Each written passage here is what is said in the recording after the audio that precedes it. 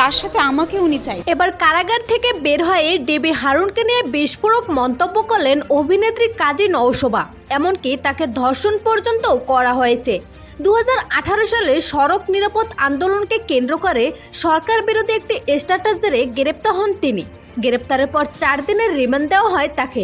সেখান থেকে ডিবি হারুনের তত্ত্বাবধানে আয়নাগরে পাঠানো হয় তাকে। 21 দিন বন্দি রাখার পর কারাগার থেকে বেরিয়ে এক প্রকার আড়াআড়ি হয়ে যায় নওশোবা। এতদিন কোথায় ছিলেন এবং কিভাবে ছিলেন, গ্রেপ্তারের আগে পরে কি হয়েছিল, সম্প্রতি সেসব বিষয়ে এক সাক্ষাৎকারে মুখ খোলেন তিনি।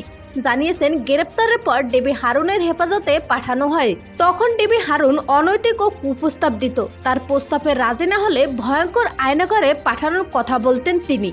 তবে গোপন তথ্যে জানা যায় ডিবি হারুন তাকে অনেকবার ধর্ষণ করেছেন এবং এক সূত্রে জানা যায় ঢাকা শহরে প্রায় 22টি কারাগার রয়েছে, এর মধ্যে একটি আয়নাগর।